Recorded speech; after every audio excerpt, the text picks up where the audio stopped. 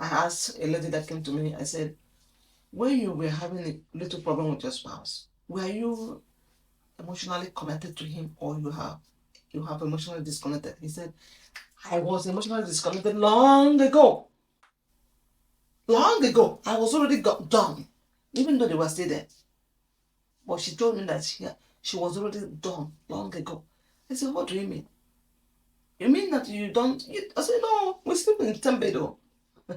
I have to perform my conjugal rights. We sleep in the same bed. Yet, they were managing the affairs of the home. So that's bad. That is a wake-up call. That's immediately red flags that would tell you that something needs to be done. And most people still go about their business, pretend as if nothing is done. Especially men, because they are thinking that women need marriage more than them. Why should I fight for the marriage? Why should I be the one going for counseling? What's that? Whenever I go for counseling, I'm going to lose my masculinity. I'm going to become weak. Where do you get that knowledge? Ideology. Who gave you that knowledge? Yeah, because that knowledge does not make any sense. You know that you and your wife are no longer sharing anything in common. You are just there, no more discussion. It's high, you know. You know the level of the state of your marriage.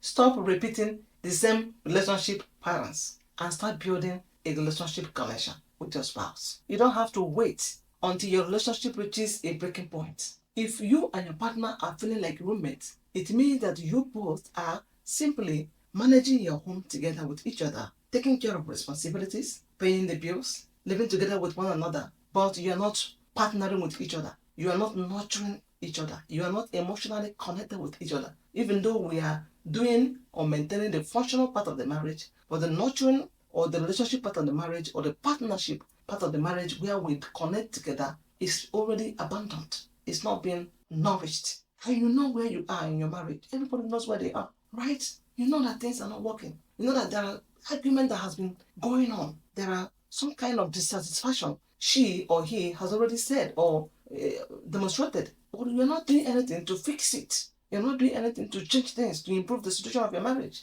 And I just wondering, why is it happening? So if your marriage is already, if you're already feeling as though both of you are living like roommates, it simply means that you are having conversations like, have you taken the keys to soccer? Have you paid the bills? Did you buy groceries together? Oh, we need groceries tomorrow.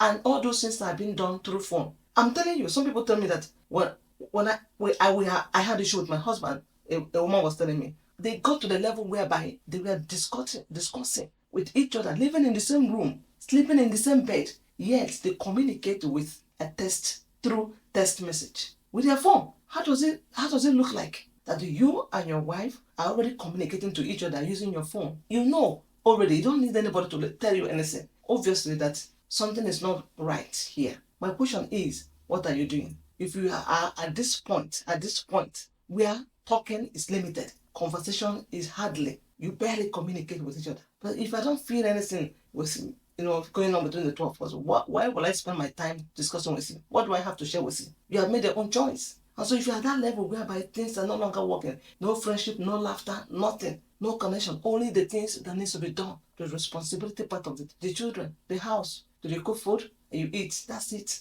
If you are at that level, I want to let you know that you have reached a breaking point and something urgently needs to be done. You don't have to wait for anybody to let you know that you have to do something. And there is one thing I have discovered working with many couples, that men delay taking action that will revive the marriage or that will make the marriage to improve. They are so reluctant in doing something tangible that can help to reshape the marriage, to improve the marriage. It's as if the marriage is not for them. I don't have any problem. It's only you that has all the problem. They'll sum or summarize every problem in the marriage as, she disrespects me, she does not respect me. And then they begin to go about their business as though nothing is happening. And the next they begin to threaten you that they are going to divorce you. Of course, these days, women even divorce, even the men. Well, that's not the place you want to stay. That's not the kind of experience you want to have. So nobody drift apart suddenly. You are drifting little by little. Sometimes you don't notice it, but it's there. But it becomes so obvious by the way both of you relate to each other now. You know that, there's some kind of gap, emotional gap or distance existing between the two of us. You could tell from the energy in the room that I'm no longer together with with my wife. My question is, why are you delaying? Why does it have to be the woman, the wife, who runs around to begin to seek for help? Why can't men seek for help? I don't understand, especially African men. You know that something is going on. It could be that your wife is at fault. It could be that you, because the Bible said everything is seemeth right unto a man, but the end is destruction. It might look as if only the woman that has problem. You don't have any issue. But when I was speaking to a client, he told me, I don't have any problem. I provide everything. Says who? You don't have any problem based on your own perspective. Have you listened to her own part of the story? And so things happen in the marriage. You are feeling as though you are doing her a favor. I'm not going to go for any counseling because I might lose my masculinity. Who says that? Where do you get that ideology? Where does it come from? And when you seek for help to keep your family united, to solve the problem you have in your marriage, because you need someone to speak over you, to say, no, a mentor that can say something. You reach out to somebody who can say, no, this one, you didn't do it well. Let's do it this way. Because to be honest, most of us do not have relational skills. Those things we need to have so we can do it. When she begin to behave like this, I do this way. We don't have it in our hand. We only have what we know, what we pick from our environment, our common sense. But somebody who is a professional can hold you accountable and say, these skills, use it whenever there is issue, whenever you have issue. This is the way you can do it. Things will not always go straight the way it ought to be, or whenever there is a little conflict here and there, this is what you can do so that it doesn't get worse. So it can be taught. So over the years, you begin to improve your marriage. But what happened?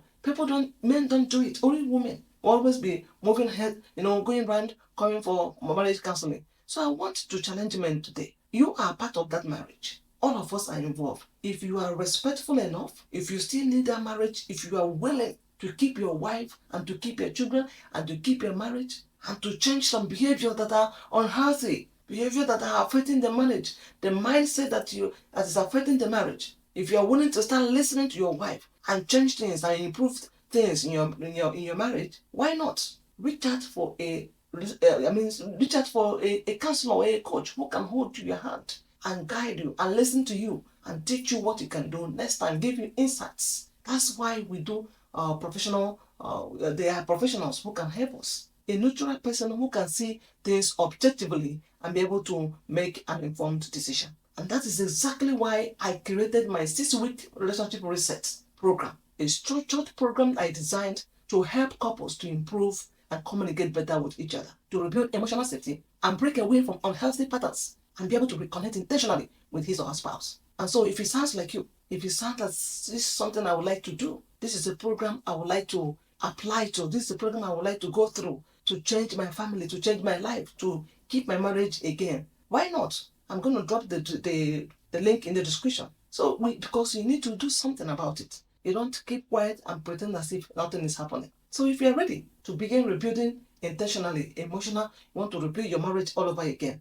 reach out to us today. Let's begin that journey together. Use the link in the description, okay? You can even book a clarity session with me so that we can get started with this. Anything you can do to save your marriage, go ahead for it. Until then, I'd like you to keep asking, keep listening, and keep teaching each other. Please, if you enjoyed this video, I'd like you to like, subscribe, press the notification bell so that when I upload, you will see my videos. Okay? Thank you so much for your support, for joining me here and having a moment with me. Until next time, bye for now.